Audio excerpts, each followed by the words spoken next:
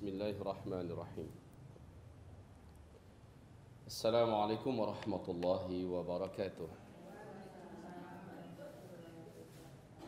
Alhamdulillah, wassalatu wassalamu ala rasulillahi sallallahu alaihi wasallam. Rabbi syrah li sadri wa yassir li amri wahlul 'uqdatam min lisani yafqahu qawli wa ba'du.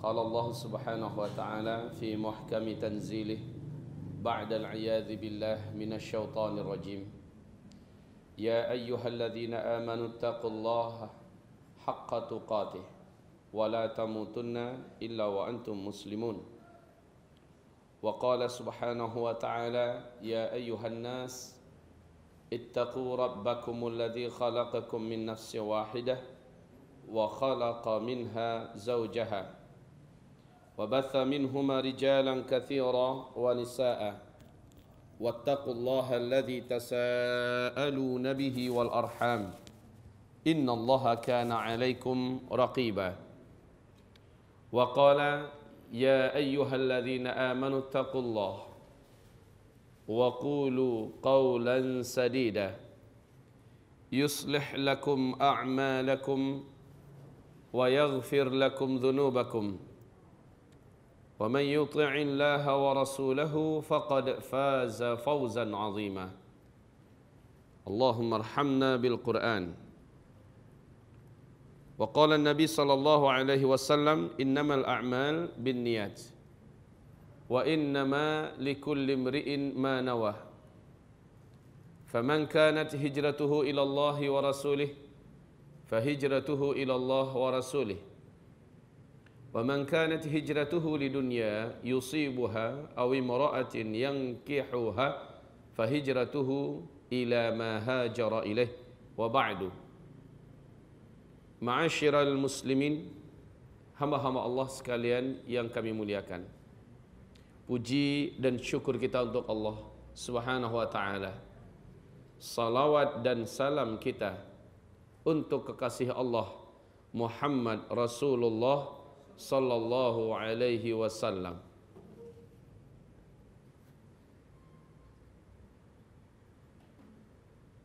Cinta, satu kalimat yang indah. Senantiasa cinta lambang dari satu bentuk kelembutan jiwa, kehangatan di dalam hati, dan yang menyebabkan seluruh orang merasa ada dan berharga. Allah subhanahu wa ta'ala telah menanamkan cinta sebagai fitrah. Cinta adalah gharizah. Setiap kita disebutkan oleh Allah subhanahu wa ta'ala memiliki cinta ini. Hanya kita ingin memaparkan kepada Bapak Ibu semua tentang hakikat daripada cinta, cinta yang benar, cinta yang sahih, dan cinta yang haram, cinta yang terlarang. Saat kita bicara tentang cinta, saya bukanlah seorang pakar yang pantas untuk menceritakan tentang cinta sehingga seluk-beluknya menjadi uraian saya. Ini bukan. Ini spesialisasi daripada Syekh Ibnul Qayyim Al-Jauziyah di dalam buku beliau Taman Orang-orang yang Bercinta. Hanya saja secara umum kajian kita ini saya akan mengarahkan semua cinta kepada Allah, kepada Rasulnya. Karena inilah tingkat iman yang tertinggi. Sampai Allah lebih dia cintai dari segala-galanya, dan Rasul lebih ia cintai setelah Allah. Umar bin Khattab berkata kepada Rasulullah sallallahu alaihi wasallam, "Ya Rasulullah, ba'dallahi wa ba'da nafsi fa anta ahabbun nas ilayya." Wahai Rasulullah, setelah Allah dan setelah diriku, engkau adalah yang paling saya cintai. Maka kata Rasulullah, kalau begitu hai Umar, engkau belum lagi seorang mukmin. Hatta akuna ahabba ilaika min nafsik. Sampai saya lebih engkau cintai dari diri engkau sendiri. Jadi setelah Allah langsung saya, baru dirimu. Maka kata Umar, fa anta ahabbun nas ilayya hatta min nafsi.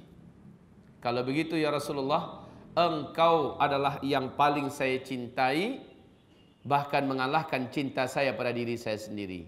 Al-ana ya Umar, al-an. Sekarang wahai Umar, baru sekarang engkau dikatakan orang yang beriman. Nah, kita uji cinta kita, Bu. Kita uji kesahihan cinta kita, Pak. Apakah cinta kita kepada Allah, kepada Rasulnya sudah mengalahkan cinta kita dari yang lain-lain?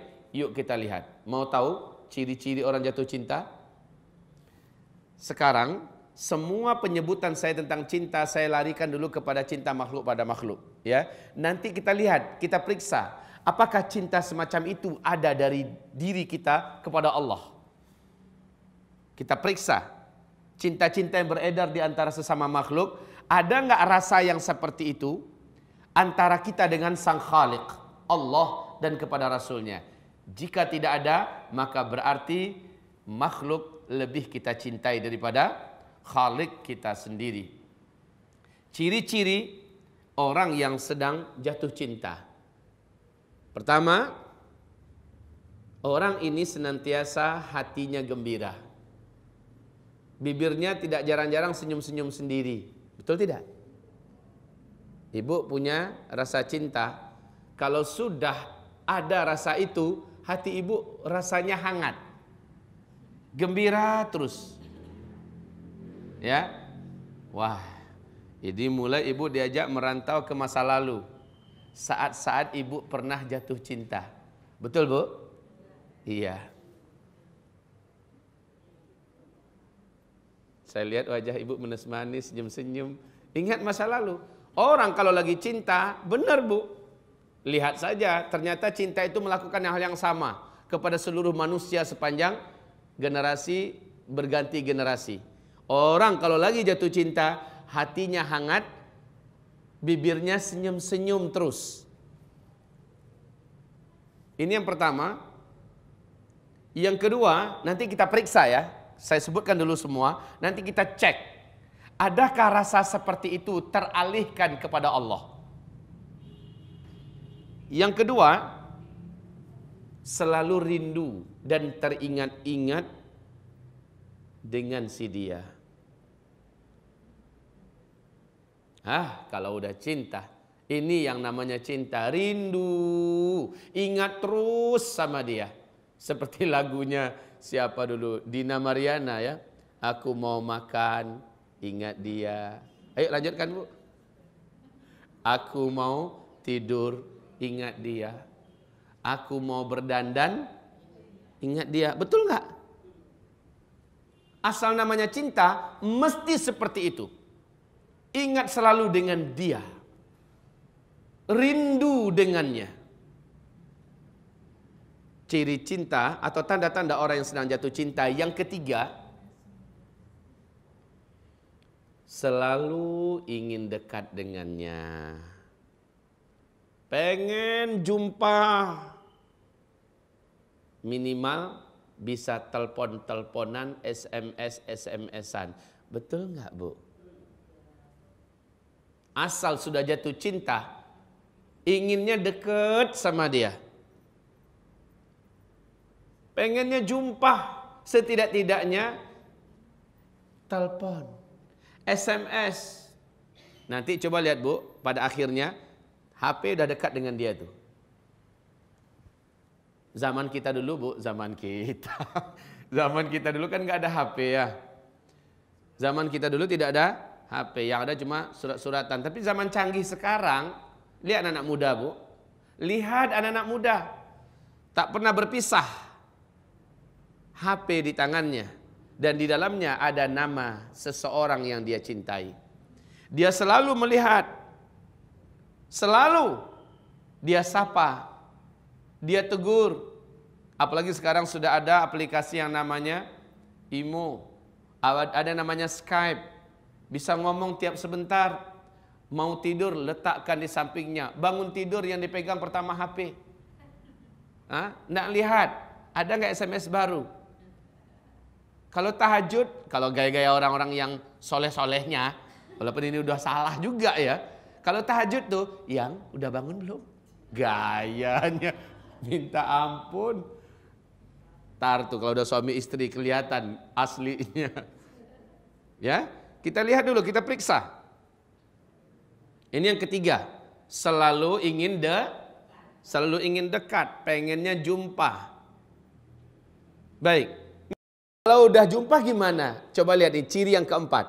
Kita mau periksa, ini cinta atau tidak? Lihat yang keempat. Kalau sudah berjumpa, nggak mau cepat berpisah. Oh, nyambung bu. Pengennya lama dengan dia. Dan waktu yang berjalan nggak terasa, betul tidak? Semua ibu mengangguk, senyum-senyum. Ya, terasa waktu yang berjalan dengannya itu terasa sangat cepat. Dan nggak kepengen berpisah. La haula wala quwata illa billahil aliyil azim.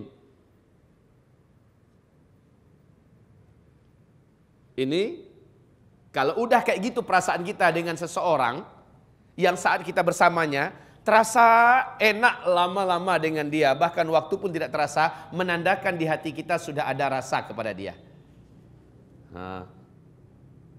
Enggak apa-apa, ibu-ibu lebih-lebihkan senyum sekarang enggak apa-apa. Kita ingat-ingat masa lalu. Jangan ibu tanya, Ustaz kayak gitu juga Ustaz? Kok percaya diri ibu bilang sama? Baik, kita lanjutkan. Yang kelima, nanti sekali lagi saya ingatkan, 1, 2, 3, 4 dan seterusnya ini akan saya alihkan antara kita dengan Allah. Coba lihat, ada nggak seperti itu? Kita periksa hati kita dan kita cek kebenaran cinta kita. Ya, yang kelima, ini masih dengan makhluk ya. Selalu plototin foto-fotonya. Alah jujur aja lah bu, ini anak-anak muda zaman sekarang. Kalau ibu mungkin sudah out of order, masanya sudah berlalu. Tapi zaman dulu, ibu kalau sempat ada dia punya foto, atau dia foto kita ada di tangannya, alah bu anak-anak muda seluruhnya sama. Tuh foto akan dilihat terus, selalu plototin tuh foto. Kalau perlu masukkan ke dompet, masukkan ke tas, bawa kemana-mana. Ini kalau namanya cinta ya. Bahkan sampai-sampai para anggota orang-orang yang perang di medan tempur, dia bawa foto orang yang dia kasihi. Apakah itu pacarnya, apakah itu selingkuhannya, atau mungkin istri dengan anaknya yang baru lahir, dia bawa itu kemana-mana. Dia lihat pilot tempur, dia letakkan di depannya foto itu. Menandakan ada cinta di hatinya kepada orang yang dalam foto ini. Ya, dia akan selalu plototin tuh foto-foto. Dan yang agak unik sedikit, agak sering menyebut-nyebut namanya. Agak sering menyebut-nyebut namanya.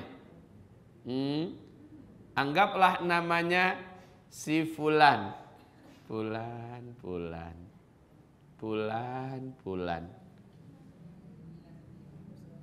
Ya, sebut-sebut namanya. Dan baca berulang-ulang surat kirimannya. Waduh, ini baca berulang-ulang. Kayaknya tuh surat sampai lecek dibaca kemana-mana. Kalau perlu dilaminating. Dilaminating tuh surat. Sebagai surat bersejarah. Surat dari si dia. Ya, Bu. Betul? Baca tuh surat. Saya jujur aja ya, surat pertama yang saya kirim kepada seorang wanita dalam hidup saya, waktu itu saya sedang di Libya. 5 lembar bu. Nggak ada pakai puisi-puisi. Itu mungkin zaman ibu-ibu kali pakai puisi-puisi. Ya, itu surat saya yang tulis bu. Kemudian bulan Ramadan saya kirim. Isinya ibu tahu nggak? Bukan aku cinta padamu, tapi ini surat pertamaku untuk seorang wanita yang aku lamar dia menjadi istriku.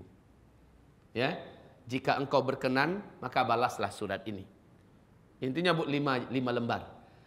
Ketika dia balas, ternyata diterima bu, benar bu, ini asli yang saya sampaikan sekarang. Itu surat saya baca terus. Balasan dia kayaknya dunia ini udah milik kita. Perasaan ketika itu.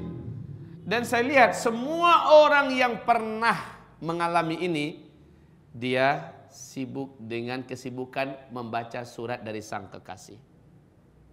Surat dari sang kekasih dibaca terus. Selama surat itu bagus ya, baca terus, baca terus, baca terus, baca terus. Sampai-sampai hafal di mana titik dan komanya. Masya Allah. Selanjutnya, yang keenam, di hati dialah yang paling Di hati dialah yang paling paling terbaik, paling tercantik, paling pokoknya paling La haula wala quwata illa billahil aliyil azim, ya. Yang lain lewat.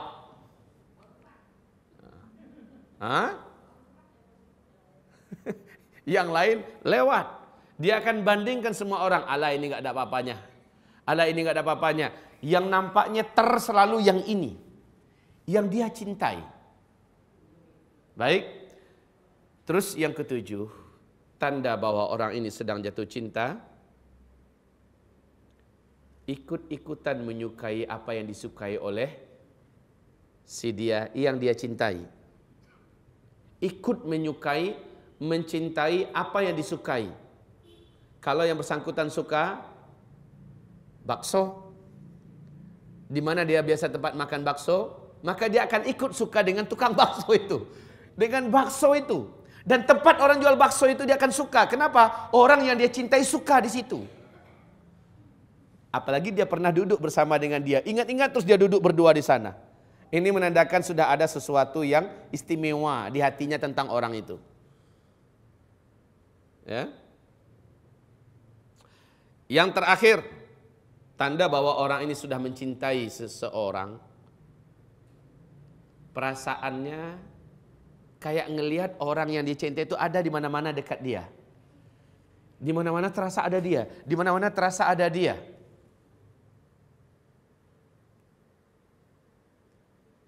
Ketika lihat ada kursi kosong, seolah ada orang yang dia cintai di kursi kosong itu sedang melihat ke dia. Ketika dia sedang bercermin, seolah dia melihat ada orang yang dia cintai di sebelahnya ikut bercermin. Ya, biasa. Ini adalah tanda-tanda orang sedang jatuh cinta. Oke, sekarang kita alihkan ini semua. Tanda-tanda normal seperti ini yang tertuju selama ini pada makhluk, adakah tanda ini kepada Sang Khalik? Pertama kita cek yuk, yang pertama. Pertama, hati penuh dengan rasa gembira. Hangat selalu. Dan senyum-senyum sendiri. Ketika kita sedang jatuh cinta kepada Allah Subhanahu wa taala, hati ini dipenuhi oleh sesuatu yang hangat.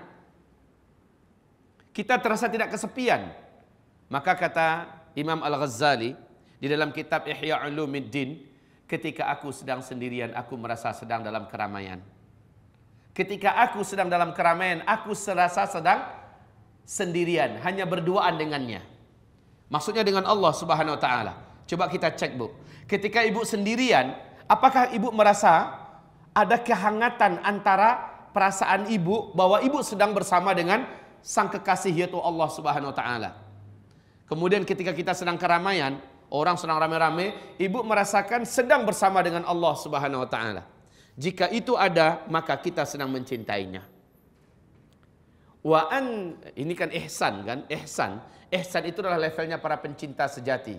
Kalau ibu masih ingat ceramah kita, saya nggak tahu apakah ibu yang ini hadir di ceramah saya 3 tingkatan orang beragama dalam Islam, bukan ya Bu ya? Bukan. Jadi di situ ceramah saya menyebutkan tentang 3 tingkatan umat Nabi dalam beragama. Muslim itu tingkatan paling bawah. Muslimah kalau wanitanya. Mukmin itu level pertengahan. Ini belum level pencinta loh. Level pencinta itu yang paling atas, muhsin. Kalau wanitanya muhsinah. Level para pencinta itu ada paling atas. Anta'budallah ka'annaka tarah. Fa in lam takun tarah fa innahu yarak. Engkau beribadah kepada Allah, engkau menyembah Allah seolah-olah engkau sedang melihat Allah. Kalau engkau belum mampu sampai ke level itu, maka engkau beribadah kepada Allah sementara engkau merasa sedang dilihat oleh Allah Subhanahu wa taala. Ini level pencinta ini. Merasa selalu bersamanya, merasa selalu dilihatnya. Ini adalah level di mana seseorang sedang jatuh cinta kepada Allah. Kalau namanya disebut, seperti ibu mendengar nama sang kekasih atau orang yang kita cintai disebut, istimewa nama itu. Terjadi kuch hotahai. Apa artinya itu? Hah? Getaran sendiri dengan sebutan nama dia. Idza dzukirallahu wajilat qulubuhum. Apabila disebutkan nama Allah, diceritakan sedikit tentang Allah, hatinya bergetar. Getaran itu sampai ke kulitnya. Ada rindu redam dalam sebutan nama itu ketika disebut. Pengen diulang balik, terus ulangi lagi, teruskan. Adalah nama sang kekasih disebut. Inilah dia tanda cinta yang pertama. Kita periksa yang kedua. Silahkan Bu, sebut yang kedua tadi. Rindu senantiasa teringat-ingat kepadanya. Di mana dia berada? Rindu kepada Allah. Rindu kepada Allah. Rindu kepada Rasulullah. Kalau sudah ada rasa cinta, ibu baca sedikit saja atau dengar sedikit saja tentang Rasulullah diceritakan orang, air mata ibu akan mengalir. Kami pernah Bu, ketika Syekh Hussein, ya, ketika Syekh Al-Husaini, Syekh Ali Hadis dari Sudan datang. Kami membedah tentang hari-hari akhir wafatnya Nabi. Lebih 50 orang kami, ustaz-ustaz dan da'i se-Indonesia duduk di situ. Bukan hanya syekh seorang yang menangis. Kami yang hadir di majelis itu menangis. Lama kami menangis. Saat hari-hari detik-detik terakhir kehidupan Rasulullah diceritakan. Beliau air matanya, tisu yang dipegangnya habis, ditariknya lagi tisu, menangis. Kami juga menangis semuanya. Ada cinta di hati kami kepada Rasulullah sallallahu alaihi wasallam. Kajian yang selalu menarik dan selalu indah untuk didengar adalah detik-detik terakhir wafatnya Rasulullah sallallahu alaihi wasallam. Ketika diuraikan itu ada tangisan Bu, tangisan rindu, ingin bersama Rasul. Saat kita baca sejarah Rasulullah ketika dia dizalimi, rasanya kepengen kita hadir pada masa sejarah dan kita yang tampil di hadapan Rasulullah untuk membela Rasul. Ini menandakan ada cinta. Ada cinta. Kita tidak ingin Rasulullah yang disakiti. Seolah-olah kita hidup di masa Rasul itu hidup. Dan kita ingin kita paling di depan untuk melindungi Nabi. Ini menandakan ada cinta. Nah sekarang coba kita lihat. Nama Nabi dicoreng-moreng oleh orang. Adakah kemarahan yang sangat di dada? Jika ada, tandanya kita punya cinta kepada Nabi. Allah dilecehkan. Yang melecehkan Allah adalah suami kita. Suami kita menghina Allah di depan kita. Suami kita ingin mengadili Allah, menghujat Allah, mengatakan Allah zalim. Kita marah. Kita tidak terima. Kita bela Allah walaupun akhirnya suami menggampar mulut kita. Atau mungkin kita dipisah oleh suami. Kalau itu terjadi, menandakan kita cinta. Menandakan kita cinta kepada Allah Subhanahu wa taala. Kita tidak mau jika Allah dihujat. Kita tidak mau jika Allah dihujat. Ibu marah enggak kalau Al-Quran dijadikan orang untuk ganti tisu? Untuk membersihkan kotorannya.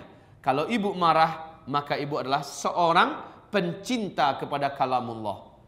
Tapi kalau santai saja Bu, santai saja nampak oleh ibu Al-Quran, berserakan begitu, ibu santai saja, nampak oleh ibu Al-Quran di lantai macam ini, ibu biarkan saja, tidak ada marah di hati ibu, tidak ada respon ibu untuk langsung mengambil Al-Quran, diletakkan di tempat yang terhormat dan mulia, maka sebenarnya ibu tidak mencintai Allah.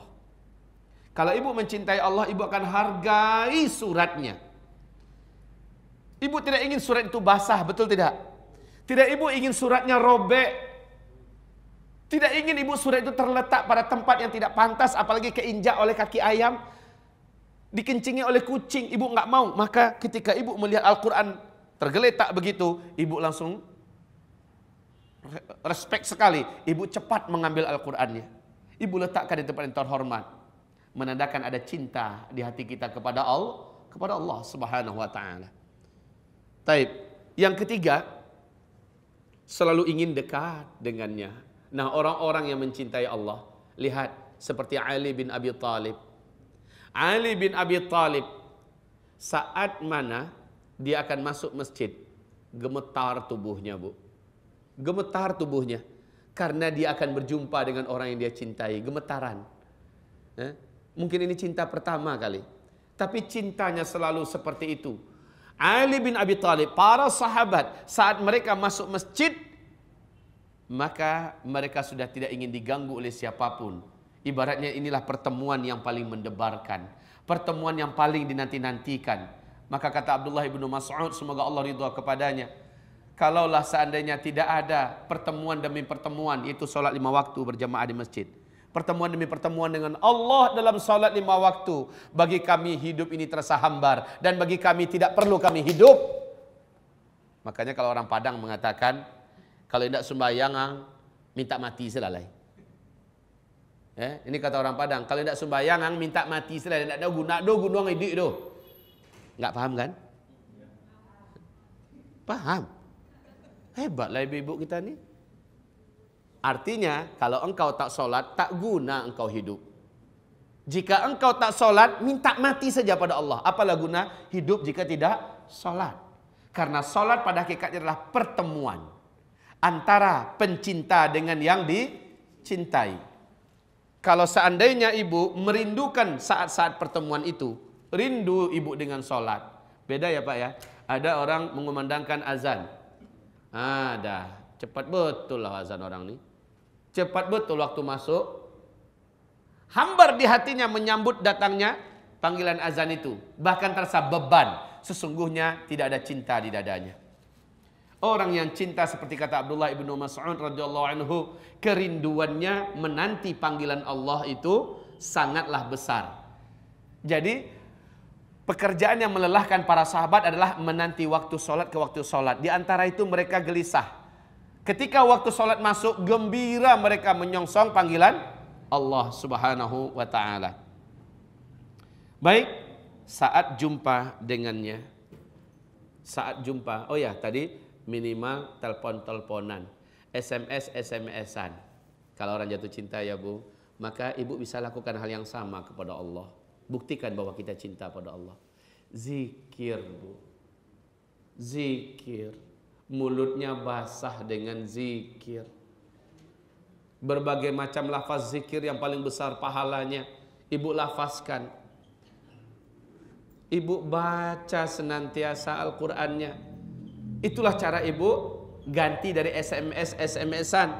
Telepon-teleponan dengan Allah adalah zikir tiap sebentar di mulutnya. Ya Allah, ya Rabb, ya Allah, ya Rabb, ya Allah, ya Rabb. Dia panggil terus Allah, dia telepon terus Allah. Ya Allah.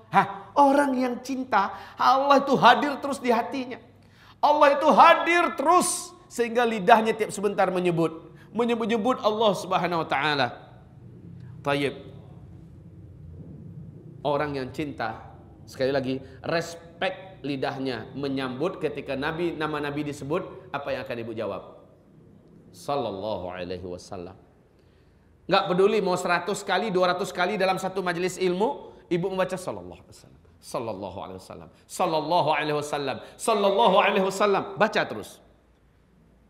Taib. Terus enggak mau cepat.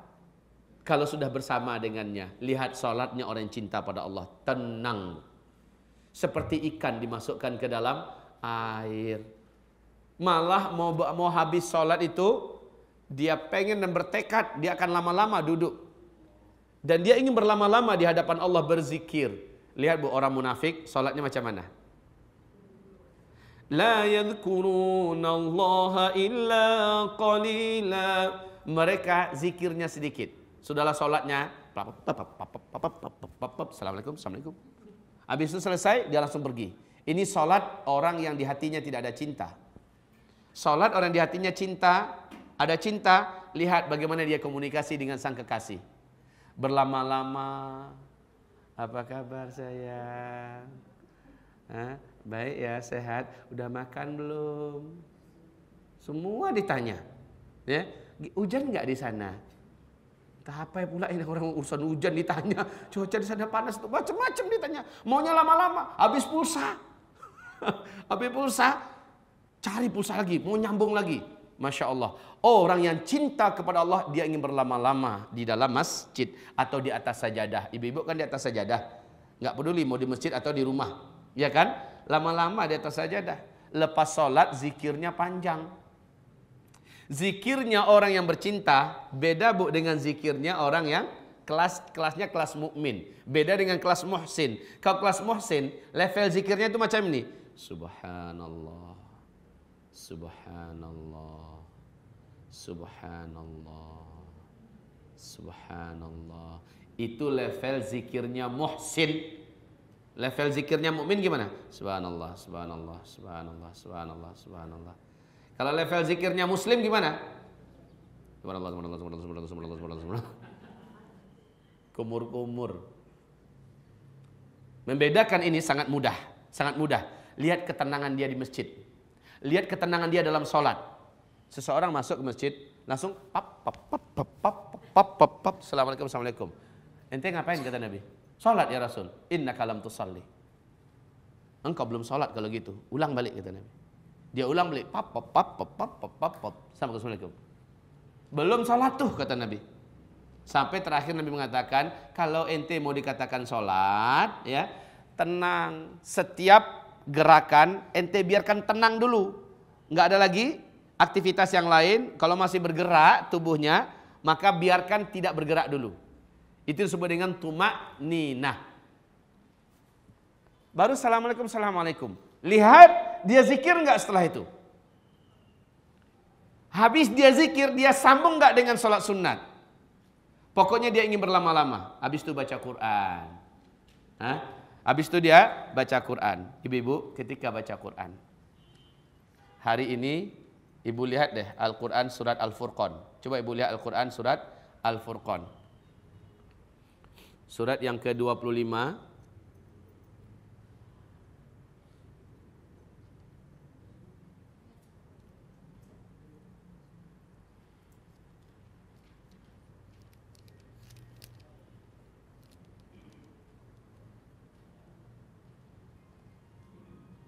Ratapan Nabi Muhammad yang Allah abadikan dalam Al-Quran, di mana Nabi SAW menjerit, Ya Rabb, sesungguhnya kaumku telah menjadikan Al-Quran ini sesuatu yang mereka tinggalkan.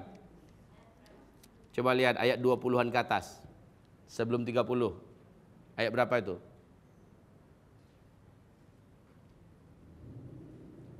وقال الرسول يا ربي إن قومي اتخذوا هذا القرآن مهجورا.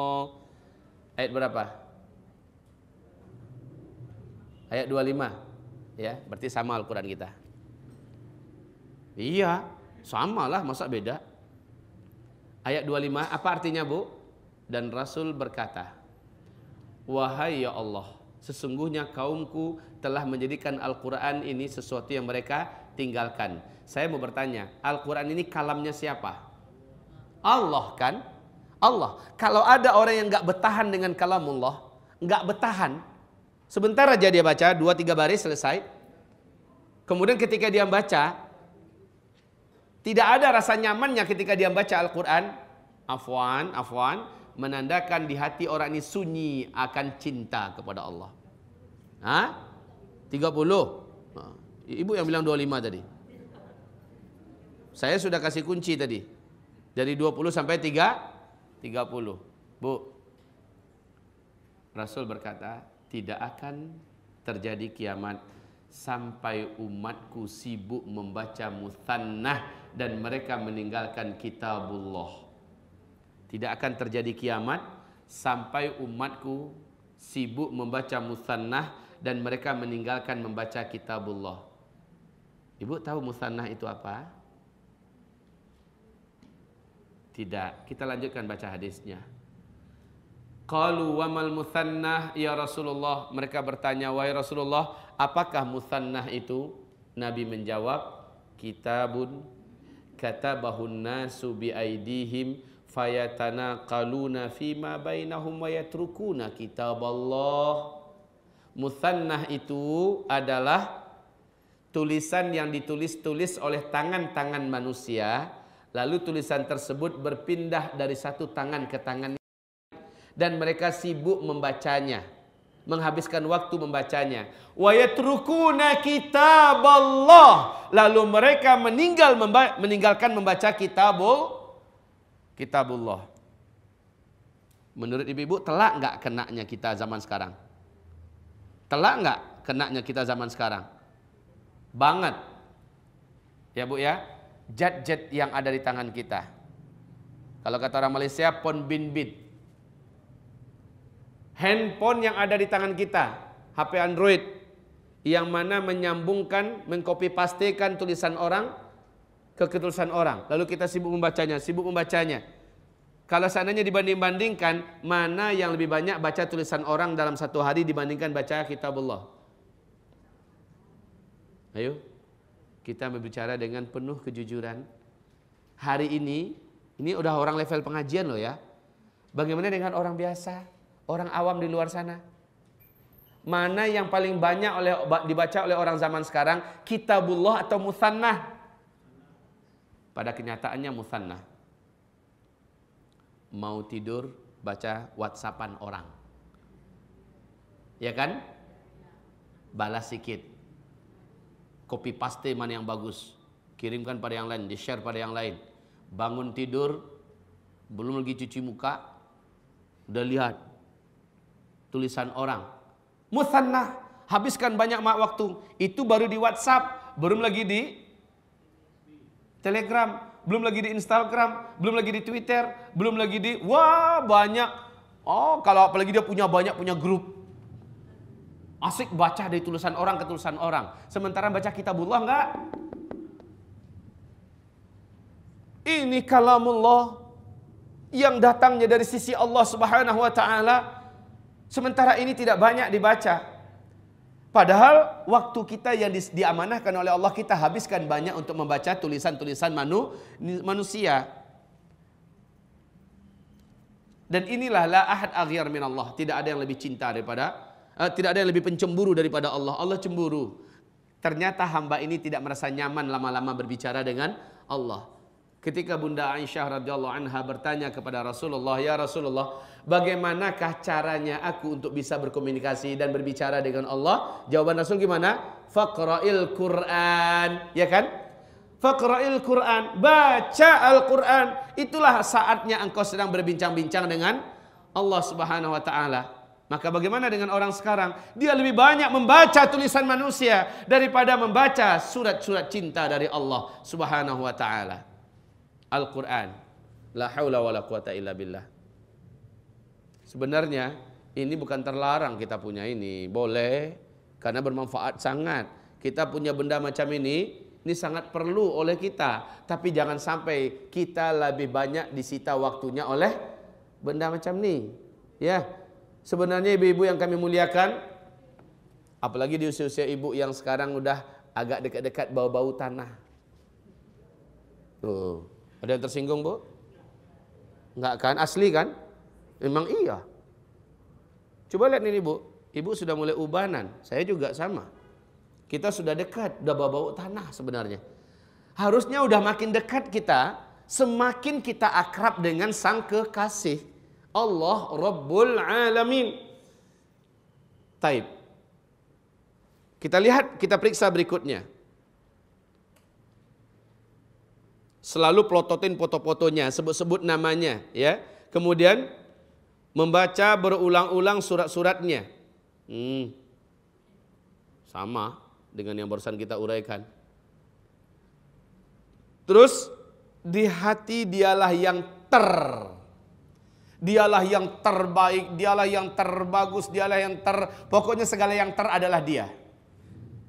Periksa ini, apakah di pandangan kita Allah lah yang Apakah di hati kita Allah lah yang Iya bu? Iya bu? Sudah ada cinta itu. Kalau ibu merasa Allah lah yang terbaik, termulia, Allah lah yang maha malah, ya. Allah Subhanahu wa taala di atas segala-galanya. Di segi ini saya yakin Bapak Ibu sudah sama-sama di level ini, ya, menganggap Allah lah yang tapi nanti pas aplikasinya kelihatan itu, benar enggak?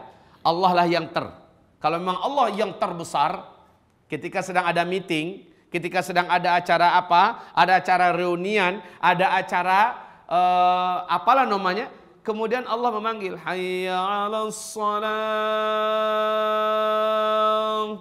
Lihat, meeting kita tutup dulu. Kalau tiba dimasak, dia matikan dulu kompornya atau dikecilkan apinya. Dia sholat dulu. Ini baru Allah namanya itu. Jika tidak, maka minta maaf. Baru sebatas cintanya di lidah. Cintanya belum sampai ke hati. Kan ada orang yang berkata, amanna qul lam tu'minu walakin qulu aslamna. Kamu ngaku bahwa kamu mencintai Allah, kamu beriman pada Allah. Enggak, iman kamu itu baru sebatas bibir, baru sebatas lidah. Aku cinta padamu, aku cinta padamu. Pas dipanggil enggak datang. Bohong enggak tuh? Ketahuan banget bohongnya. Bila engkau cinta, maka panggilannya dinomor satukan. Kita kembali nanti. Selanjutnya, ikut menyukai apa yang dia sukai. Maka kalau memang kita mencintai Allah Subhanahu wa taala, kita wajib mengetahui apa-apa yang disukai oleh Allah. Apa-apa yang tidak disukai oleh Allah. Bu, ibu tahu nggak yang namanya makruh? Yo jelas tahu. Apa itu arti makruh?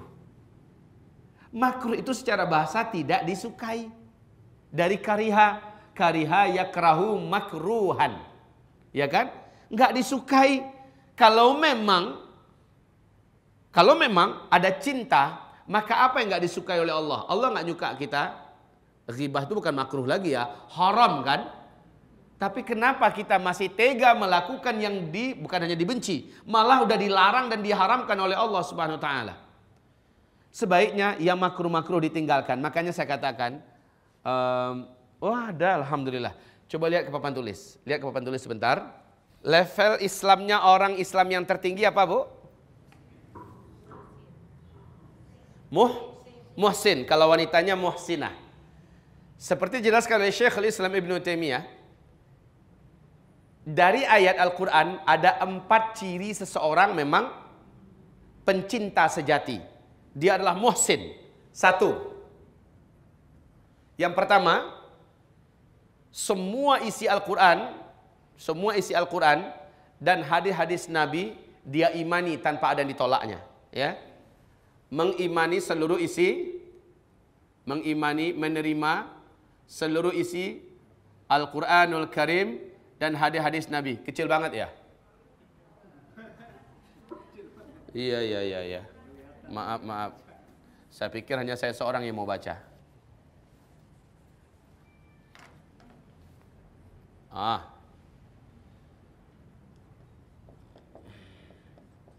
Mengimani seluruh ayat-ayat Allah dalam Al-Quran. Seluruh ayat-ayat Allah atau wahyu Al-Quran dan hadis-hadis Rasulullah sallallahu alaihi wasallam. Hadis-hadis Rasul sallallahu alaihi wasallam. Baik. Ini yang pertama. Yang kedua, mengamalkan semua yang wajib-wajib yang Allah dan Rasulnya wajibkan. Mengamalkan atau mengerjakan seluruh perintah-perintah Allah dan Rasulnya.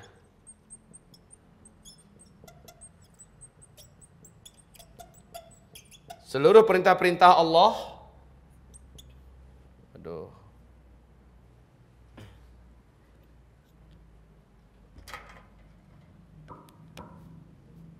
Seluruh perintah-perintah Allah dan Rasulnya.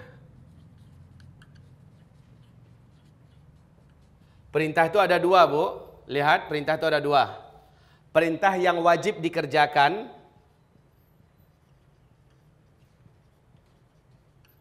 Perintah yang wajib ditinggalkan. Sama-sama perintah. Kalau ini perintahnya, tinggalkan ini, ya. Nah, ini dia.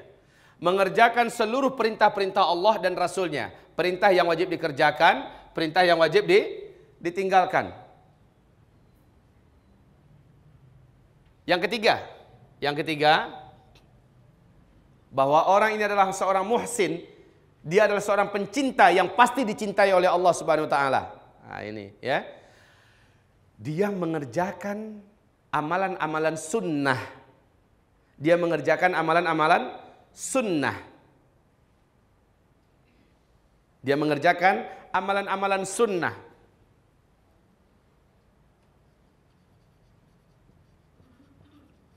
Amalan sunnah. Istiqomah mengerjakannya. Istiqomah. Dan rakus dalam melakukannya. Enggak ada cerita. Kalau sekali dia tahajud, maka dia akan buru terus peluangnya untuk tahajud setiap malam. Kalau dia baca Quran, maka dia pasti akan terus membaca Al-Quran tiap hari. Walaupun hanya 1 lembar, 2 lembar setiap hari. Yang penting bagi Allah itu istiqomahnya ya, bukan jumlah banyaknya. Apa guna tahajud semalam 2 malam, kemudian setahun 2 tahun enggak. Ahabbul a'mali 'indallahi adwamuha wa in qalla. Yang paling Allah cintai dari seluruh amalan itu adalah yang continue, sekalipun sedikit. Ya, oke. Amalan-amalan sunnah, istiqomah dan rakus dalam melakukannya. Rakus apa? Kalau sempat dia kebablasan, maka dia akan ganti di siang hari, tahajudnya. Kalau sempat rawatibnya kebablasan, dia akan ganti kapan dia ingat. Rawatib. Kalau sempat, ya, kalau sempat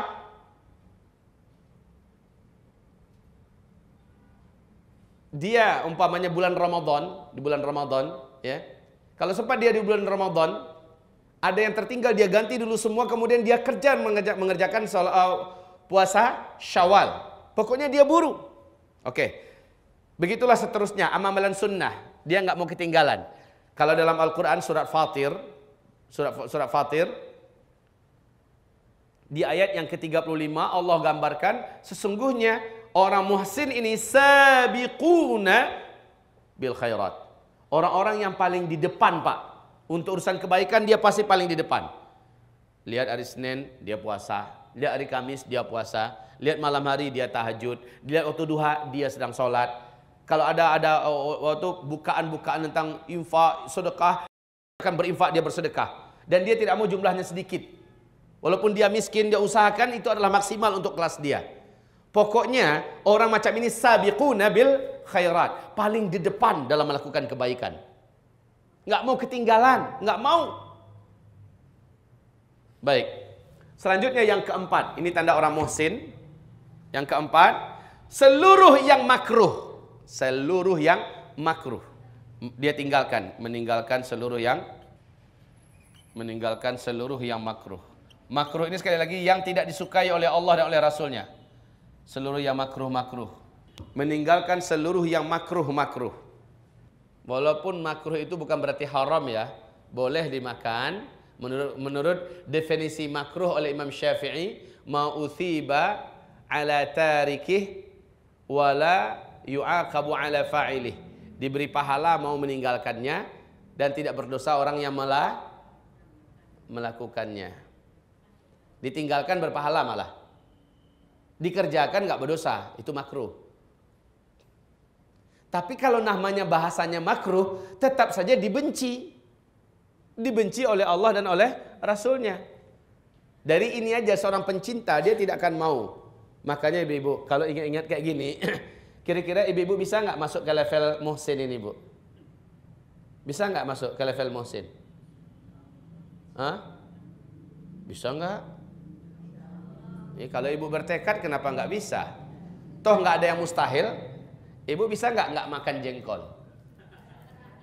Bisa kan? Ketika ada tantangan, ada jengkol, ibu bisa meninggalkannya. Durian. Oh, pete. Bisa. Oke, itu baru makanan ya. Itu baru makanan. Sekarang tontonan. Ibu nonton sinetron. Enggak, bagus. Alhamdulillah. Ibu nonton berita-berita yang berita-berita itu kelasnya silet. Enggak. Hah? Kenapa enggak tahu, orang gaul? Ya. Ya, seorang ustadz, walaupun dia enggak nonton, dia harus tahu. Baik. Sekarang ibu melakukan hal yang makruh, lama-lama duduk menghabis-habiskan waktu menjelang lebaran buat kue. Oh, orang 10 terakhir tuh malah sibuk baca Quran, menghatamkan berulang-ulang Qurannya. Kalau dia malah ngadon kue. Makin ke ujung Ramadannya sibuk ngecat rumah, memperbaiki segala macamnya. Ya. Kalau untuk level muhsin nih nggak masuk nih. Level muhsin makin ke ujung, persis seperti yang Nabi perintahkan. Semua kendaraan ditambat. Ya. Semua urusan dunia, toko-toko, kantor-kantor ditutup.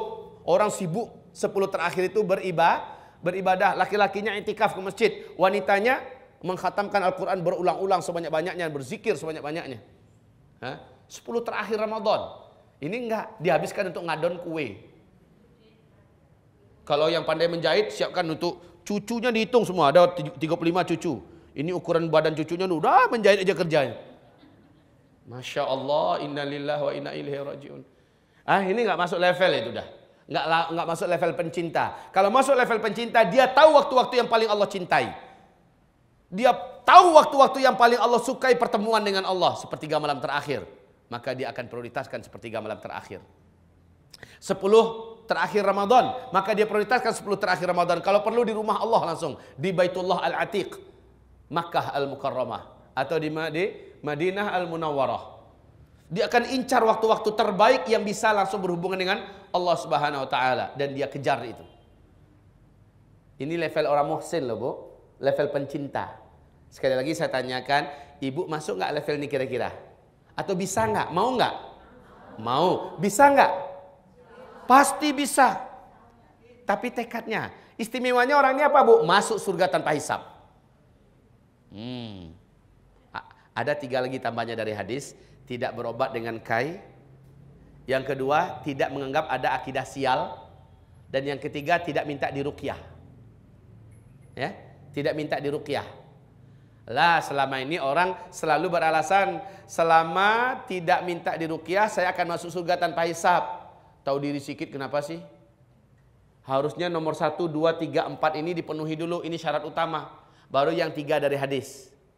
Tidak minta diruqyah, tidak berobat dengan kai, ya. Kemudian yang ketiga apa? Tidak percaya dengan yang sial-sial. Gara-gara kawin dengan kamu saya jadi sial hidup saya. Gara-gara punya anak yang ketiga ini hidup saya jadi sial. Pokoknya gara-gara apa? Ya. Percaya dengan angka sial, hari sial, langkah sial, maka ini enggak termasuk di antara muhsin. Baik, kita lanjutkan. Terakhir, perasaan senantiasa seolah sedang melihat dia. Inilah dia muhsin itu. Seolah-olah sedang dilihat oleh Allah. Kalau nggak sampai ke tingkat sedang melihat Allah, maka setidak-tidaknya perasaan kita sedang dilihat oleh Allah. Selalu di CCTV oleh Allah. Selalu diawasi oleh Allah. Sehingga gerak-gerik kita ini, Ibu pernah nggak merasa diawasi oleh orang yang Ibu cintai? Ketika gerak-gerik Ibu merasa diawasi oleh orang yang Ibu cintai, Ibu akan melakukan hal yang terbaik nggak? Ibu mencintai anak gadis Ibu. Anak gadis Ibu sedang memperhatikan gerak-gerik Ibu. Ibu pasti akan melakukan hal yang terbaik di hadapan anak gadis Ibu. Ya kan? Karena apa? Ibu cinta kepadanya. Ibu tidak mau salah melakukan sesuatu di hadapan anak kita. Di hadapan Allah kita merasa sedang dilihat oleh Allah Subhanahu wa taala.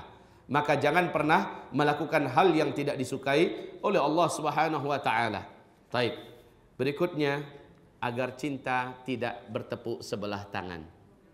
Nah, kan banyak orang merasa dirinya mencintai Allah tapi ternyata dia nggak dicintai. Ya Bu ya. Dia merasa dicintai, aku cinta padamu ya Allah. Air matanya berurai ketika dia mengungkapkan rasa cinta pada Allah. It's okay. Sudah berani menyatakan aku cinta padamu ya Allah. Ini syarat pertama ini memang. Syarat pertama harus menyatakan perasaan itu. Betul nggak? Hah? Biasanya Pak, kalau laki-laki Pak, kita nih Pak. Kita, agar orang ini tahu bahwa kita mencintainya, kita nyatakan Pak. Hah? Aku cinta padamu. Waduh. Padahal mengungkapkan itu bukan enak loh. Kadang-kadang ada semacam bola yang nyangkut di sini untuk dapat melafazkannya. Ketika sudah melafazkannya, dia tahu bahwa kita mencintainya. Setelah kita menyatakan cinta kepadanya, ajukan proposal. Apakah engkau juga mencintai aku? Biasanya begitu enggak? Jawab Bu. Enggak usah dijawab aja kali ya. Soalnya pasti jawabannya sama. Kita kalau sudah mengutarakan cinta, pengennya tepuk berbalas. Cinta berbalas, maunya begitu. Sekarang kita kepada Allah. Ibu kan nggak tahu Allah tuh jawab cinta kita atau tidak. Pengen tahu nggak caranya? Baik. Ibu-ibu penuhi dulu syarat-syaratnya. Allah itu punya syarat agar aku mencintai kamu. Kata Allah, ada syarat-syarat yang harus kamu tempuh. Syarat-syarat inilah apakah syarat ini terpenuhi atau tidak.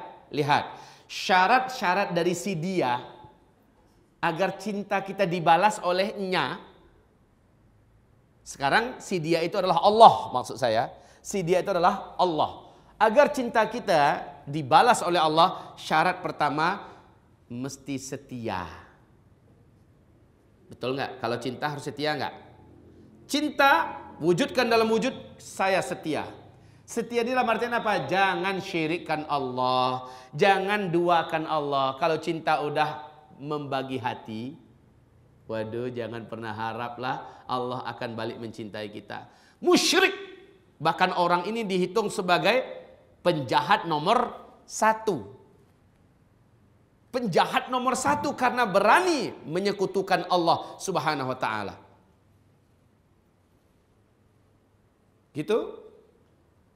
Allah tidak mau cinta kita berbagi. Makanya Bu, salah satu di antara, ini udah boleh saya hapus nggak? Hah? Salah satu di antara syirik akbar. Syirik akbar itu 4 ya Bu ya. Ada yang hafal nggak? Syirik akbar itu ada 4. Ada yang hafal? Tidak ada yang hafal. Yang pertama syirik akbar itu adalah syirkud doa. Yang kedua nama syiriknya syirkut ta'at. Yang ketiga nama syirik akbarnya syirkun niyah wal iradah wal qasad. Dan yang keempat ini loh. Yang keempat namanya syirkul mahabbah, syirik cinta. Oh. Baru dengar ternyata ada syirik cinta ya. Iya, saya yakin Bu. Siapapun di bumi ini orang tidak mau kalau cintanya dibagi. Betul nggak? Kok bapak yang lebih semangat pada ibu? Biasanya ibu-ibu yang paling megang yang kayak gini. Tapi memang betul asli gitu Pak. Allah kata Rasulullah dalam hadis Imam Ahmad. Hadis ini sahih menurut syarat Imam Bukhari. Apa kata Rasulullah? La ahad aghyar minallah. Tidak ada satupun yang lebih pencemburu melebihi Allah. Ternyata Allah itu maha pencemburu. Allah yang menciptakan kita. Allah yang memberikan kita kehidupan. Allah yang memberikan kita segala-galanya. Ternyata Allah kita duakan. Cinta. Coba buka Al-Quran surah Al-Baqarah ayat 164. Al-Baqarah 164. Jangankan lebih unggul cinta kita kepada makhluk. Sama antara cinta kita dengan Allah dengan cinta pada makhluk. Sama saja Allah nggak mau terima. Qul. Coba di situ. Surat Al-Baqarah 164, ketemu? Wa minan nas may yattakhidhu min dunillahi andada yuhibbunahum ka hubbillah walladzina amanu asyaddu hubban lillah. Ketemu? 165 dari startnya 164. Katakan, di antara manusia ada yang mengangkat selain daripada Allah sebagai tandingan-tandingan bagi Allah. Dengan cara mereka mencintai tandingan itu seperti mereka mencintai Allah. Sama sejajar. Nah, ibu-ibu, bu, manakah tandingan-tandingan ini? Yang Allah sering diadu dengan tandingan-tandingan ini. Itu ketahuan nanti kita di persimpangan jalan. Mana yang lebih kita prioritaskan? Allah kah? Atau tandingan ini? Ada 8 tandingan Allah. Lihat At-Taubah ayat 24. Ini tandingan. Kasih tanda dulu yang ini, kasih tanda dulu. Surah Al-Baqarah 165, kasih tanda. Nanti lihat surat At-Taubah ayat 24. Ada 8. Yang 8 ini sering dijadikan tandingan bagi Allah oleh kita. Kita jadikan dia sejajar dengan Allah. Cinta kita kepada tandingan ini seperti kita mencintai Allah. Sungguh demi Allah, di penghujung ayat Allah mengatakan, awas kamu, kata Allah. Aku akan urus urusan kamu dan akan aku buat kamu kecewa dan aku azab kamu, kata Allah. Aku buat kamu kecewa dan aku akan azab kamu. Yang 8 tandingan ini penting loh. Ketemu, Bu? Qul in kana aba'ukum wa abna'ukum. Terus sampai akhir ayat yang di bawahnya, innallaha la yahdil qauma wallahu la yahdil qauma fasiqin. Ya. Baca terjemahannya. Lihat terjemahannya itu ayat. Katakan, jika kamu mencintai bapak-bapak kamu. Bapak-bapak di situ bisa jadi pemimpin kita. Bisa jadi juga ayah kita. Bisa jadi juga bos kita, majikan kita. Guru kita, syekh kita. Itu namanya aba. Wa abna'ukum, dan anak-anak kamu. Abna itu adalah orang-orang yang di bawah kita, termasuk ponakan kita, termasuk cucu cicit kita, termasuk anak-anak buah kita, termasuk para pengikut-pengikut kita. Jika itu yang lebih kamu prioritaskan. Dan keluarga kamu, istri kamu atau suami kamu, lihat itu, ya. Rumah-rumah yang kamu bangun, perniagaan yang kamu khawatirkan kebangkrutannya, harta benda yang kamu tumpuk-tumpuk, dan seterusnya. Ada 8 di situ kan. Jika itu lebih kamu cintai daripada Allah, daripada Rasulnya, dan memperjuangkan agamanya, tunggulah, aku akan urus urusan kamu. Dia dalam hadis sahih Muslim, dijamin oleh Allah orang ini akan Allah azab dalam hidupnya. Dalam hidupnya dia akan diazab oleh Allah. Kalau ternyata demi pekerjaan dia telantarkan agama Allah, demi pekerjaan dia telantarkan perintah Allah, dia injak-injak larangan Allah, Allah akan jadikan alat untuk mengazabnya adalah pekerjaannya itu nanti. Man athara syai'an 'ala Allah yu'dziba bih. Siapa yang mendahulukan sesuatu dibandingkan Allah, Allah akan azab ia dengan sesuatu itu. Demi anak, kita hidup untuk anak, habis umur kita untuk anak, lalu Allah kita telantarkan, agamanya kita telantarkan, tidak kita bela kehormatan agama Allah, tidak berinfak kita untuk agama Allah, tapi berinfak habis-habisan untuk anak kita, maka Allah akan azab kita dengan anak ini nanti. Dia akan dijadikan oleh Allah apakah anak durhaka, atau anak yang membuat kita bisa stres, mati sebelah badan kita dan segala macamnya. Allah akan azab kita dengan apa yang kita lebih mencintai itu. La haula wa la quwata illa billah. Hati-hati ya Bu ya. Jangan sampai. Makanya Anas bin Malik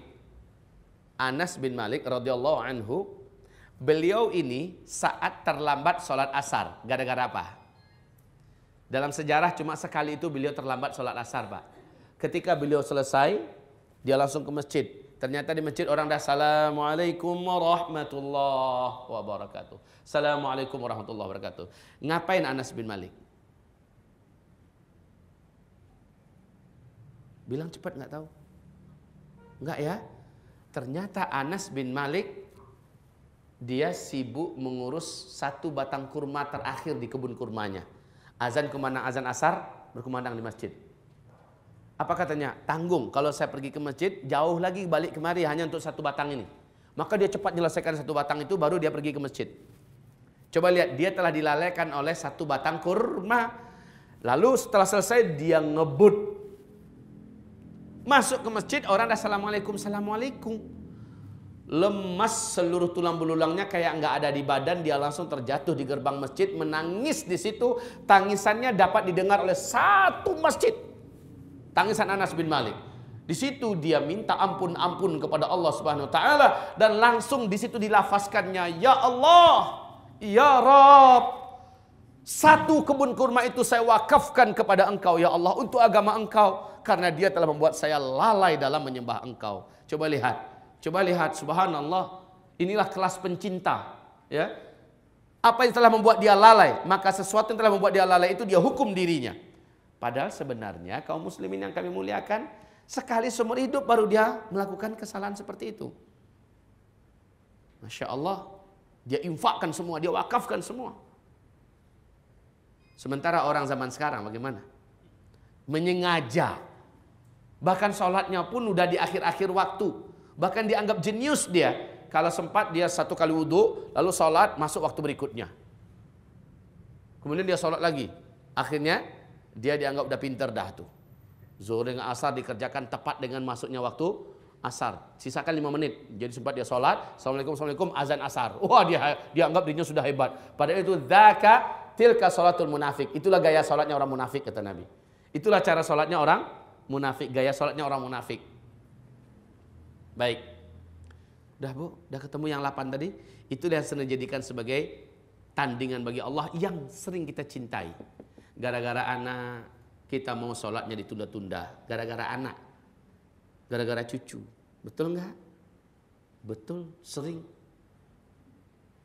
Kita udah wajib pergi haji. Suami ada, sehat. Kita ada, sehat.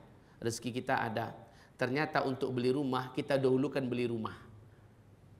Lalu haji ntar, tunda. Seolah-olah ada garansi dari langit bahwa umurnya masih panjang. Ntar, tunda. Sempat dia meninggal, Bu Asin. Dia adalah seorang pendosa besar. Sempat dia tunda, meninggal dia, Bu. Padahal dia sudah punya kemampuan untuk berangkat haji. Meninggal dia, maka dia Asin. Pendosa besar.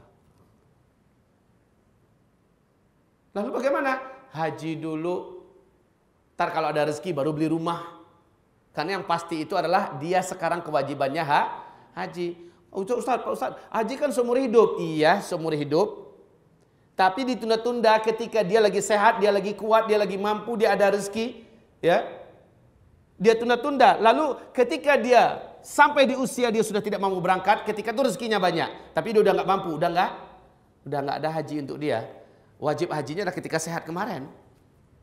Tahun depan Pak Ustadz, apakah ada garansi bahwa tahun depan kamu masih hidup? Hah? Ada garansi nggak bahwa tahun depan kita masih hidup? Kenapa nunda-nunda? Masya Allah. Kaum muslimin hamba-hamba Allah yang saya muliakan. Saya pernah diskakster oleh salah seorang sahabat saya itu tahun 2003. Sahabat saya ini ngomong kayak gini. Apa kata saya? Nanti kita sholat zuhurnya udah nyampe di Anu. Apa kata beliau? Kami bawa motor nih, kami konvoy. Apa kata beliau? Sama-sama kami dari Timur Tengah waktu itu ya.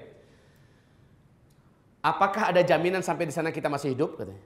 Sementara sekarang kita bisa sholat. Ini musolanya. Kita sholat di sini. Saya katakan nanti kita sholat di sana. Waktu itu kita memang belum menunjuk siapa Amir Safar. Kalau dalam adabnya Amir Safar yang dipatuhi kan, kita belum tunjuk. Tapi yang penting saya katakan kita sholatnya di sana. Beliau mengatakan kita bisa, waktu kita ada sekarang. Dan musola ada, air ada, semua syarat untuk sholat bisa ada di sini. Ngapain udah di sana? Apakah ada jaminan kita masih hidup sampai di sana? Terdiam saya. Dan kami membenarkan semua, sholat kami di situ. Ini yang kita khawatirkan Pak, nunda-nunda. Menunda-nunda termasuk bayar utang. Menunda bayar utang, menunda melaksanakan ibadah haji. Padahal kewajiban itu kemampuan kita ada sekarang. Makanya kata Abdullah ibnu Umar, "Idza asbahta fala tantaziril masa, wa idza amsayta fala tantaziris sabah." Kalau ada waktu pagi jangan tunggu-tunggu sore. Kalau ada waktu sore jangan tunggu besok. Yang hari ini bisa dibuat hari ini, cepat kerjakan hari ini. Jangan tunggu besok. Besok ada kewajiban yang lain lagi, jangan sampai numpuk. Kalau numpuk keberatan beban. Akhirnya kita nggak jadi ngerjakan. Kebanyakan utang pada Allah Subhanahu wa Ta'ala. Tayyib. Syarat pertama, jangan Allah diduakan. Syarat agar kita diterima cintanya oleh Allah, jangan Allah diduakan. Coba lihat, Nabi Muhammad kalau berani menduakan Allah, surat Az-Zumar ayat 65, berani menduakan Allah, dijamin oleh Allah batal seluruh amal kamu dalam hidup kamu hai Muhammad, dan kamu di akhirat orang yang merugi. Nabi Muhammad kalau berani melakukan perbuatan syirik. Oke, ini syarat pertama ya, agar cinta kita berbalas, setialah. Satukanlah Allah terus, ahadkanlah Allah terus. Esakan Allah terus, jangan dia diduakan. Jangan Allah disekutukan. Syarat kedua. Kalau ke manusia nih, kalau dia nelpon, angkat teleponnya. Bu, kalau ibu ingin saya dapatkan cinta ibu, anggaplah saya anak ibu ya, saya ingin dapatkan cinta ibu. Setiap kali ibu nelpon saya abaikan telepon ibu. Saya biarkan gantung terus. Kira-kira ibu jadi marah nggak? Pasti ya bu ya. Nggak ada orang yang tidak akan marah jika digituin. Marah, kesel. Lama-lama emang lu siapa? Kan gitu kan? Emang pangkat lu apa? Sok banget ditelepon nggak ngangkat-ngangkat. Gitu. Nah kita ditelepon oleh Allah Subhanahu Wa Taala. Dipanggil oleh Allah Subhanahu Wa Taala, prioritaskan panggilan Allah Subhanahu Wa Taala. Angkat teleponnya.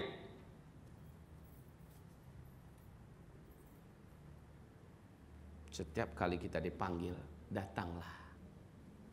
Setiap kali dipanggil, datanglah.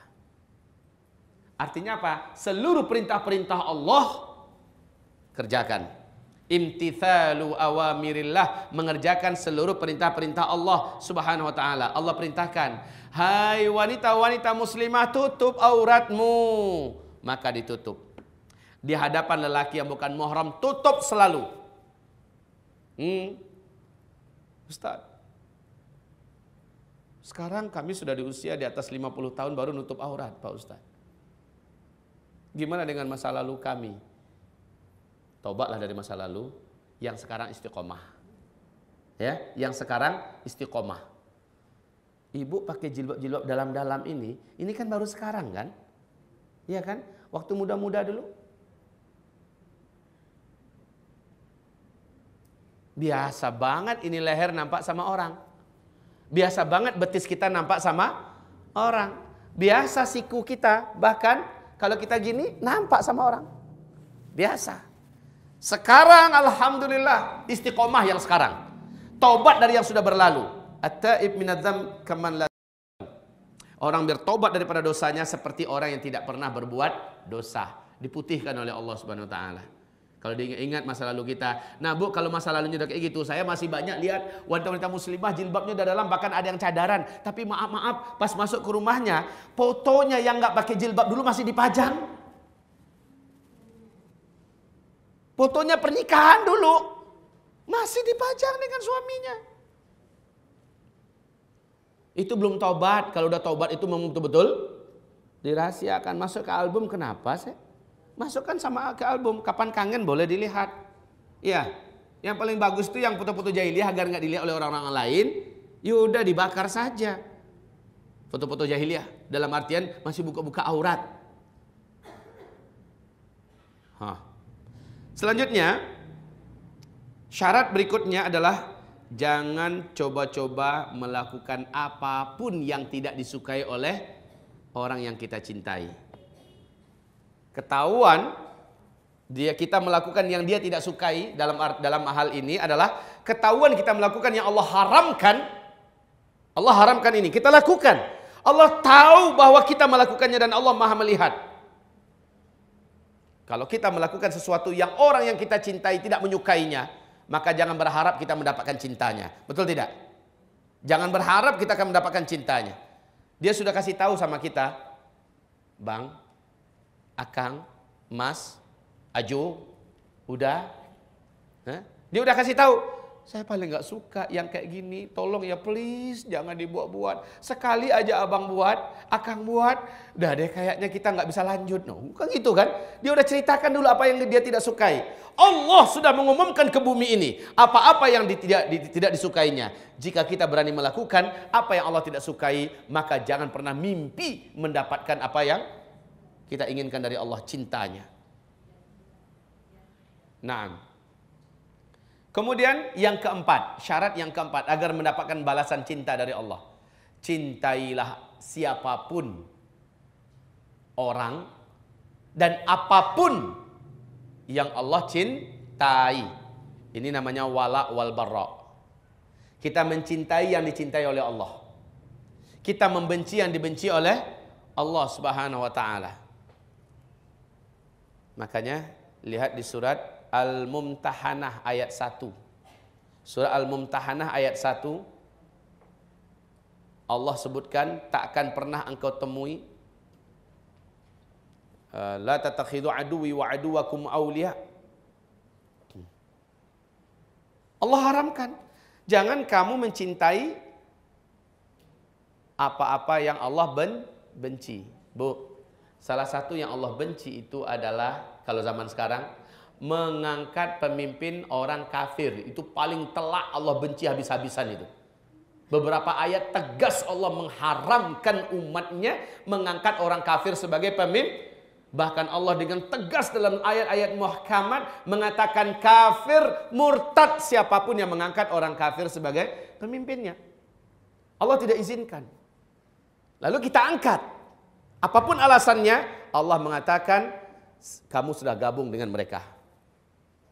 Diharamkan tapi nggak dipedulikan pengharaman itu.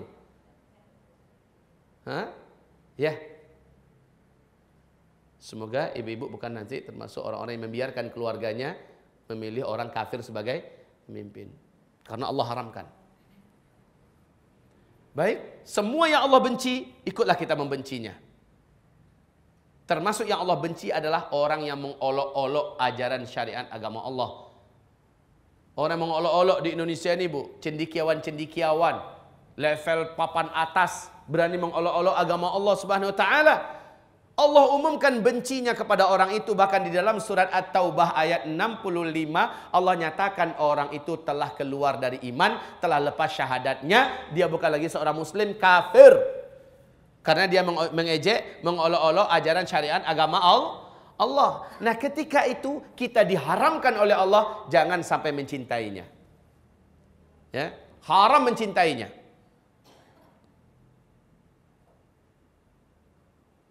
Makanya, Bu, ibu mungkin masih ingat dengan nama seorang pemuda saat ibunya berikan pilihan, nak, jika engkau tetap di agama lama, di agamamu yang sekarang, mak akan demo di hadapanmu. Mak tidak akan makan, tidak akan minum sampai engkau lihat mak mati di depanmu, nak. Satu Mekah tahu bahwa pemuda ini sangat mencintai maknya ini. Ya. Pada akhirnya apa pilihan si pemuda? Apa pilihannya? Tegar dia. Mak, seandainya di tubuh emak punya nyawa sebanyak bulu-bulu dan rambut yang ada di tubuh emak, satu persatu lepas dengan cara begini di hadapan saya, jangan mak pernah berharap saya akan meninggalkan agama ini. Masya Allah. Dia rela berpisah dengan yang dicintainya. Abu Bakar, dia meninggalkan apa yang dia cintai di kota Mekah. Semua penghasilannya, kebunnya, toko-tokonya, ruko-rukonya, kalau ada ruko zaman dulu ya. Ditinggalkan semua demi mewujudkan cintanya kepada Allah Subhanahu wa taala. Masya Allah. Kisah-kisah heroik yang sangat menakjubkan. Demi mewujudkan cinta, dia rela berhadapan dengan orang yang dia cintai. Saat cinta di persimpangan jalan, saat itu kita ditentukan manakah yang lebih kita cintai. Ke sini apa ke sini? Saat itu kita pula disuruh memilih pilihan yang sulit. Maka pembuktian cinta itu ketika itu, Bu. Suami nantangin kita nih. Suami nantangin kita. Apa kata suami? Kalau kamu masih pakai jilbab dan terus ngaji, maka inilah akhir hubungan kita. Wush, serem banget. Maka katakan kepadanya, abang, seumur hidup aku tidak akan berhenti mencintaimu. Seumur hidup aku tak akan pernah berhenti mencintaimu. Tapi cintaku kepada Allah di atas segala cinta yang ada. Engkau hadapkan aku di persimpangan jalan yang berat. Ya bu ya, catat bu. Maka sungguh cinta kepada Allah lah yang akan kupertahankan. Walaupun aku harus berkorban dengan berpisah darimu. Ini baru namanya cinta, Pak. Ketika dia harus memilih, dia buktikan bahwa dia lebih mencintai Allah Subhanahu wa taala. Baik. Maka di sini hamba-hamba Allah yang kami muliakan, sebuah hadis diriwayatkan oleh Imam Bukhari. Hadis ini tajam sekali. Man ardallaha biridhan nas, man ardallaha bisakhatin nas radhiyallahu lah wa ardan nasa ilaih. Siapa yang terus mencari ridho dan cinta Allah dengan melakukan orang-orang yang di dekatnya tidak suka. Orang-orang dekatnya nggak suka kalau dia melakukan. Sementara Allah suka dengan dia melakukan itu. Allah ridho kepadanya, Allah cinta kepadanya. Demi mendapatkan dan merebut cinta Allah, dia lakukan walaupun awal-awalnya dia dicemeh, dia diejek, dia ditertawakan, dia dikucilkan, dia dihina oleh orang terdekatnya. Dia siap. Radhiyallahu lahu, Allah pasti ridho kepadanya. Itu langsung terbukti, Allah langsung ridho kepadanya. Wa ardan nasa ilaih, cepat atau lambat orang-orang yang sekarang ngejek dia, orang-orang yang sekarang membenci dia, akan Allah buat ridho kepadanya. Awas bu, awas, ini hati-hati. Lanjutan hadisnya. Wa man askhatallah biridhan nas, siapa yang melakukan yang Allah tidak sukai hanya demi mempertahankan cinta manusia kepadanya, cinta makhluk kepadanya. Wa man askhatallah biridhan nas, siapa yang melakukan yang Allah tidak sukai demi mempertahankan cinta makhluk kepadanya, sakhitallahu lah, Allah pasti murka kepadanya. Wa askhatan nas ilaih, cepat atau lambat orang-orang terdekat atau orang-orang yang dia inginkan itu akan benci kepadanya. Hukuman buat dia. Awas, jangan sampai cinta makhluk lebih kita utamakan daripada ridha Allah. Allah pasti akan hukum kita. Dan hukuman Allah tidak akan mampu kita bisa lari kemanapun. Ma'asyiral muslimin wal muslimat, hamba-hamba Allah sekalian yang kami muliakan. Konsekuensi cinta. Nah ini lagi. Kalau memang demikian adanya, apa konsekuensi cinta? Satu, konsekuensi cinta yang pertama, serahkan diri ini kepadanya. Rasakan bahwa kita sudah ada yang punya. Betul nggak? Aku adalah milikmu. Enggak, bukan begini bahasanya orang yang bercinta. Aku adalah milikmu, engkau adalah milikku. Bahasanya begitu. Konsekuensi cinta yang pertama adalah serahkan diri ini kepadanya. Qul inna salati wa nusuki wa mahyaya wa mamati lillah rabbil. Hidupku, matiku, seluruh ibadahku, apapun yang kubuat dalam hidup ini adalah milik Allah dan untuk Allah. Inna lillahi wa inna ilaihi raji'un. Kami ini Allah yang punya. Semua apa yang ada pada kami pasti pulang kepada pemiliknya. Rasakan. Ini konsekuensi cinta yang pertama ya. Kalau nggak kayak gitu bohong cintanya, bohong. Bohong 100 kali. Tapi kalau udah merasa saya ini milik Allah, semua yang saya lakukan adalah untuk dan karena Allah, kapanpun siap untuk dikorbankan untuk Allah, maka itu baru benar cintanya. Yang kedua, konsekuensi cinta yang kedua, ikut selalu dengan apa yang dia mau. Apa yang Allah maui, ikut. Inilah yang disebut dengan qul. Qul in kuntum tuhibbunallah fattabi'uni yuhibbukumullah wa yaghfir lakum dzunubakum. Katakanlah, jika kamu memang mencintai Allah. Ibu mencintai Allah kah? Bapak mencintai Allah, Pak? Katakan hai Muhammad pada mereka semua, jika kalian memang mencintai Allah, fattabi'uni, wajib bagi kalian semua ikut saya. Nabi perintahkan ikut Nabi Muhammad sallallahu alaihi wasallam. Di bidang apanya Nabi wajib diikuti? Nabi wajib diikuti di bidang urusan agama saja. Di bidang urusan dunia Nabi nggak perintahkan wajib mengikuti beliau. Masalahnya ruang lingkup agama ini ternyata luas. Pernah enggak dengar pengajian tentang luasnya ruang lingkup agama? 5 hal. Yang pertama, semua yang berkaitan dengan akidah, keyakinan, ini urusan agama. Yang kedua, semua yang berhubungan dengan ibadah dan amalan, ini urusan agama. Yang ketiga, semua yang berhubungan dengan hukum, ini adalah urusan agama. Yang keempat, semua yang berkaitan dengan akhlak, ini urusan agama. Yang kelima, seluruh yang berkaitan dengan muamalat makhluk dengan makhluk, sampai kepada urusan kesehatan, urusan pendidikan, urusan ekonomi, urusan pernikahan, urusan warisan, segala macamnya. Seluruhnya adalah urusan agama tuh. Urusan fulus ke fulus, Bu, itu urusan agama. Ikut Nabi. Loh, Pak Ustadz, kalau begitu yang urusan dunia yang mana? Apa yang berhubungan dengan teknologi?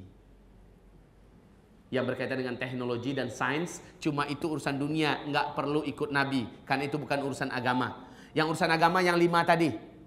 Nah, kalau memang kita mencintai Allah, ikuti Nabi dalam hal yang 5 tadi. Ini konsekuensi cinta loh ya. Konsekuensi cinta adalah wajib ikut Rasul. Dalam hal apa, Bu? Dalam hal agama. Agama itu ada 5.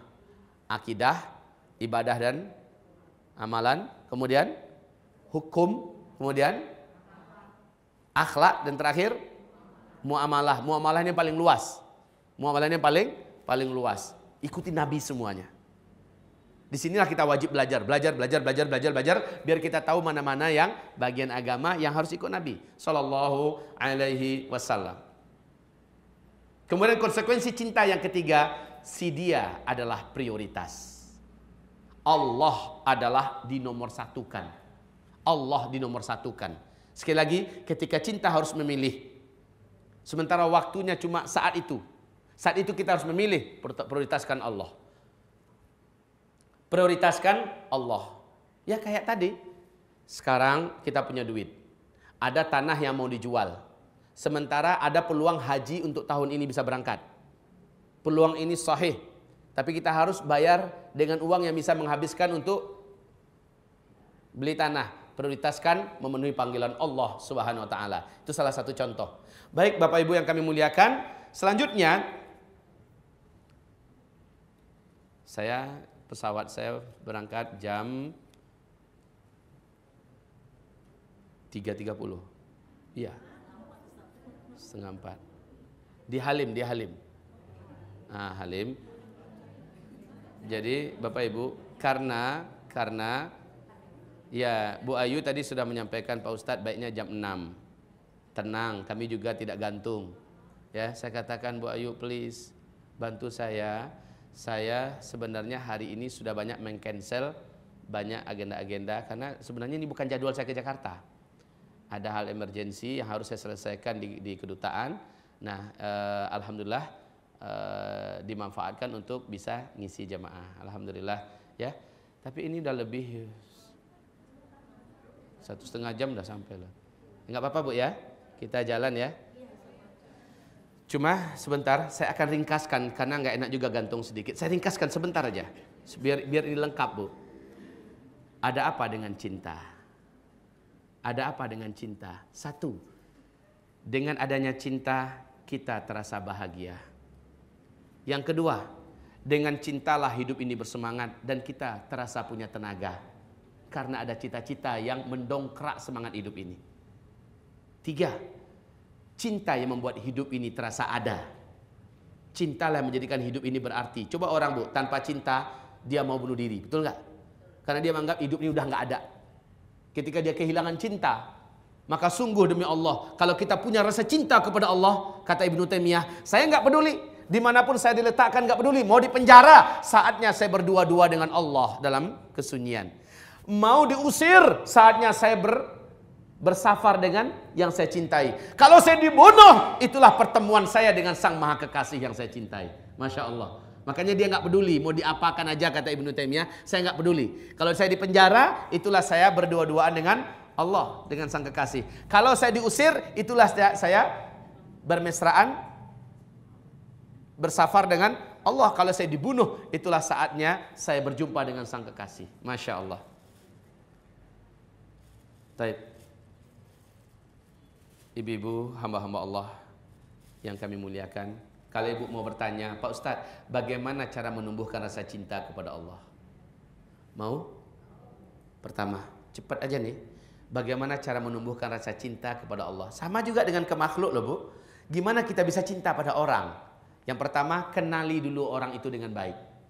Kenali keistimewaan-keistimewaannya. Duh, orang ini istimewa di sini, dia hebat di sini, dia hebat di sini. Habis kenal, yang kedua, berarti kita harus kenal dengan Allah, ya. Dalam artian kita pelajari tentang Allah, Asmaul Husna, sifat-sifatnya, segala macamnya. Yang kedua, saya rasa sampai sekarang banyak majelis ilmu yang belum ada menyelesaikan Asmaul Husna, sifat-sifat Allah yang 99 itu. Juga sifat Allah Subhanahu wa taala yang harus kita pelajari. Yang kedua, kita bisa tumbuh rasa cinta itu, selalulah dekat dengannya dan biasakan bersama dengannya. Rasa cinta itu kan tumbuhnya dari sana dulu. Mulanya biasa saja. Ayo, lanjutkan. Mulanya biasa saja, tapi karena sering bersama, ibaratnya kita nih, sholatnya nggak begitu gregetan rasanya. Tapi karena sering, asal dipanggil sholat, sering baca Quran, sering sholat, sering zikir, lama-lama Bu akan tumbuh tuh manisnya cinta. Karena sering bersama. Sering bersama. Terus yang ketiga, karena tumbuhnya rasa cinta, karena si dia orangnya perhatian banget, kan gitu kan? Karena si dia orangnya perhatian banget. Tumbuhkan rasa bahwa Allah itu sebenarnya sangatlah sayang kepada kita. Rasakan banyak betul karunia Allah. Baca nikmat-nikmat itu, biar kita merasa Allah itu sangat sayang dengan kita. Kemudian rasakan ternyata Allah sangat peduli dengan kita. Dia senantiasa menolong kita saat kita dalam kesulitan. Saat kita perlu, Allah selalu ada. Biasanya kita tumbuh rasa cinta kalau kita merasa dilindungi oleh orang itu. Saya merasa dia perhatian banget sama saya, dia care banget. Nah, itu adalah awal tumbuhnya rasa. Kalau kita merasa selalu dilindungi oleh Allah Subhanahu wa taala, Masya Allah. Alhamdulillah, untung Allah nggak matikan kita sementara kita dalam keadaan bergelimang dosa. Allah izinkan saya bisa mengikuti pengajian sehingga saya tahu mana yang benar, mana yang salah, dan bla bla bla bla dan seterusnya. Demikianlah hamba-hamba Allah yang kami muliakan. Semoga pertemuan singkat ini diberi oleh Allah taufik dan ma'unah. Inilah cinta yang dengan cinta kita dapat membandingkan antara cinta kepada makhluk dengan cinta kepada Sang Khalik kita. Semoga Allah mencintai saya, Bapak, Ibu, dan sampai akhir hayat kita meninggal dalam keadaan dosa-dosa kita sudah hapus dan kita termasuk minal mahbubina indallah, di antara yang Allah Subhanahu wa taala cintai. Minta maaf Bapak Ibu, saya tidak bisa berlama-lama lagi. Saya langsung berangkat. Semoga perjalanan kami dimudahkan Allah dan enggak telat, enggak macet di jalan. Ya. Assalamualaikum warahmatullahi wabarakatuh. Subhanallah.